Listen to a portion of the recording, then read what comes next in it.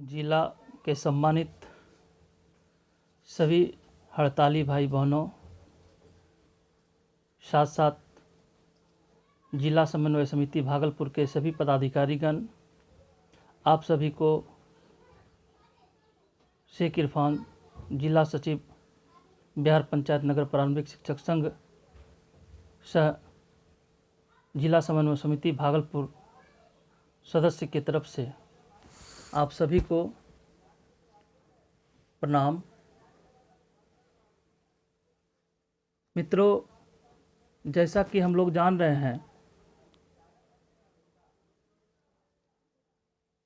कि 17 फरवरी 2020 से अपनी मांगों के समर्थन में हम लोग लगातार अनिश्चितकालीन हड़ताल पर डटे हुए हैं और यह शिक्षक आंदोलन का बहुत ही महत्वपूर्ण दिन है, जबकि 4.5 लाख नियोजित शिक्षक ये 70 दिन हम लोग हड़ताल को लगातार कायम करने का एक इतिहास रचे हैं। संघर्ष में बहुत सारी परेशानी होती है। एक शिक्षक के नाते बिल्कुल हम लोग अवगत हैं। मैं बात करना चाहूँगा कि हाल के दिनों में 24 तारीख को सचिवालय स्तर के जो ऑफिसर हैं उनके साथ में बिहार के तमाम जिला शिक्षा पदाधिकारी, कार्यक्रम पदाधिकारी के साथ में एक बैठक आहूत की गई थी और उसका एक ही उद्देश्य था कि बिहार में जो लगातार हड़ताल हम लोग का जारी है, इसको किस तरह से तोड़ा जा सके। इसके के लिए तमाम पदाधिकारी के साथ में VC के द्वारा मीटिंग किया गया। अब हम आते हैं सबसे पहले कि आज जैसा कि हम लोगों को भी फ़ोन के द्वारा बहुत सारे शिक्षक के द्वारा जानकारी दिया गया कि सर बहुत सारे प्रखंड में कुछ शिक्षक अपने कर्तव्य की तरफ लौटने के लिए सोच रहे हैं, विचार कर रहे हैं। ये बहुत दुख की बात है। हम सभी जानते हैं कि संघर्ष के दौर से गुजरना बहुत ही मुश्किल होता है और ये बहुत ही नाजुक समय है। इस नाजुक समय में हम लोग डरे नहीं, घबराए नहीं और साहस के साथ साथ हम हड़ताल में बिल्कुल डटे रहे हैं। मित्रों, यह सिर्फ समान काज के लिए लड़ाई नहीं था, अब तो यह लड़ाई आत्मसम्मान की लड़ाई हो चुकी है। जैसा कि VC में RK महाजन के द्वारा जो निर्देश दिया गया,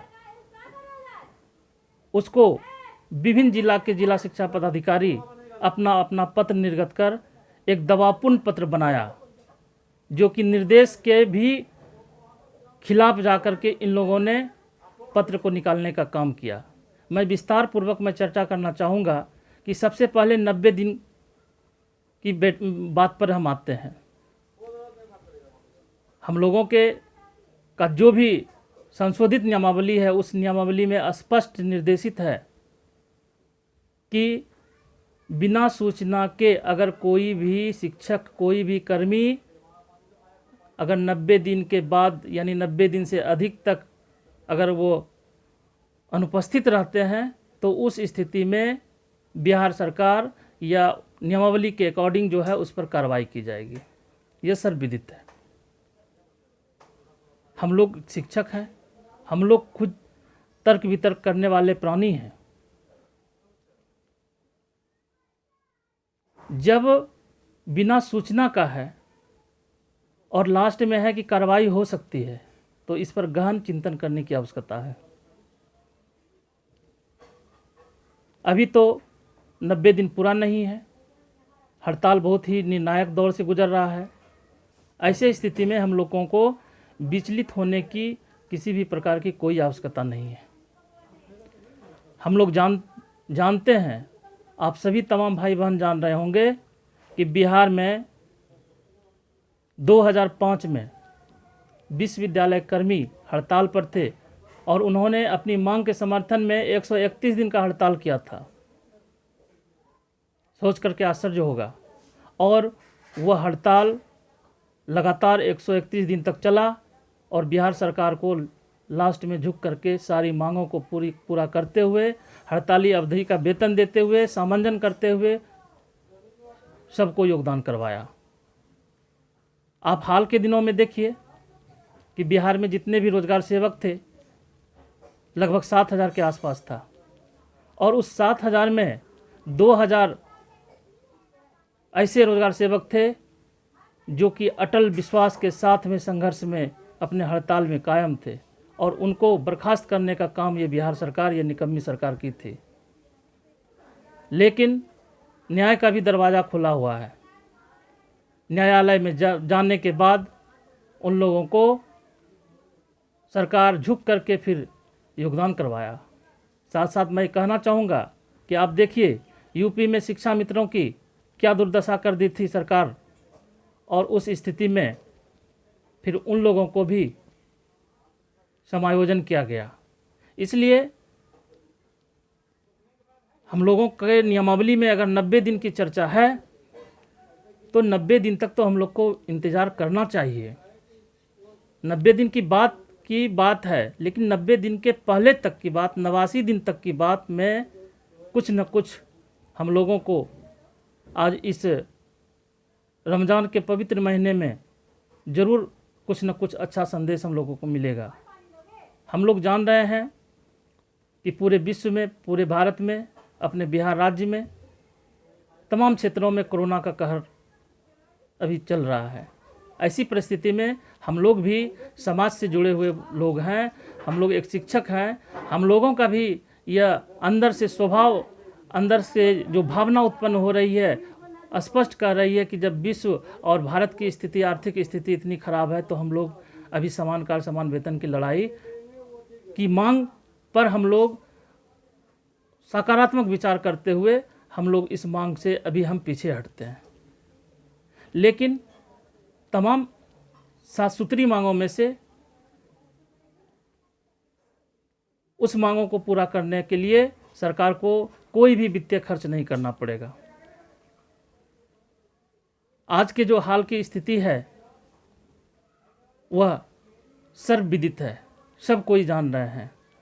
अभी VC का जो दौर चला था, इस दौर में बहुत लोग घबरा गए, बहुत लोग जो है संपर्क करना शुरू, हजारों हजार फ़ोन आना शुरू हो गया। अरे भाई, जब लिखा हुआ है, स्पष्ट लिखा हुआ है कि बिना सूचना के, तो हम लोग तो बिहार सरकार को सूचना दिए हैं, शिक्षा मंत्री को सूचना दिए हैं, प्रधान सचिव को सूचना दिए हैं, प्राथमिक शिक्षा निदेशक को सूचना दिए हैं, यहाँ तक कि राष्ट्रपति को भी जो है हड़ताल के संबंध में जानकारी है, प्रधानमंत्री तक को पत्र लिखा गया है, मानवाधिकार को पत्र लिखा गया है। लेकिन फिर भी हम लोग विचलित हो जाते हैं। मैं दावे के साथ कहता हूँ साथियों कि अभी 24 के डेट में जिस तरह से बिहार में हड़ताली शिक्षकों की स्थिति 94% ऑल ओवर थी, और जो पहला VC हुआ था शुक्रवार को, उस शुक्रवार के VC में ऐसा जो अंदरूनी बात थी कि हम लोगों को हड़ताली अवधि का वेतन और जिन भाई पर कार्रवाई हुई है वो दोनों को शिथिल करते हुए हम लोगों को अपने मूल कर्तव्य पर लौटने के लिए कहा जाता। लेकिन यह शिक्षा विभाग की चाल थी और RK महाजन की यह मनमानी थी, जिसके कारण ऐसा नहीं हुआ। इसलिए मित्रों, आप सभी से मैं हाथ जोड़कर विनती करता हूं कि अगली बैठक जो शुक्रवार को होनी है, समीक्षा बैठक, जिसमें मुख्यमंत्री भी इंटरफेयर होने की इसमें बात मीडिया में सामने आई है, चाहे वो गलत हो या सही हो। अगर दूसरे बैठक में यानी शुक्रवार को पूरे बिहार में अगर 75% भी शिक्षक हड़ताल पे डटे रहेंगे तो निश्चित रूप से हम लोगों का जो वाजिब वेतन फंसा हुआ है, हड़ताली अवधि का जो वेतन फंसा हुआ है, साथ साथ जिन भाई बहनों पर कार्रवाई हुई है, जिन्होंने अपना त्याग दिया है, 60 से 61 शिक्षक जो हमारे हड़ताल अवधि में स्वर्गवास हो चुके हैं, जरूर कुछ न कुछ हम लोगों को शुभ संकेत अवश्य मिलेगा। आज हम लोगों के साथ में बिहार पंचायत नगर प्रारंभिक शिक्षक संघ के प्रदेश अध्यक्ष भाई आनंद कौशल जी के साथ में तमाम जिला के सभी पदाधिकारी जूम ऐप के द्वारा हम लोग VC पर थे और समीक्षा बैठक की गई। और उस समीक्षा बैठक में यह भी जानकारी मिली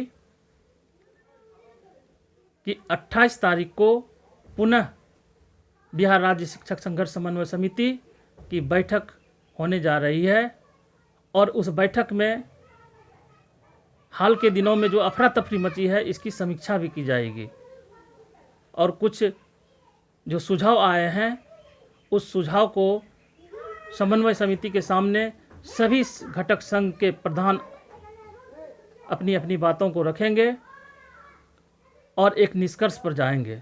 इसलिए घबराने की ज़रूरत नहीं है। आप सभी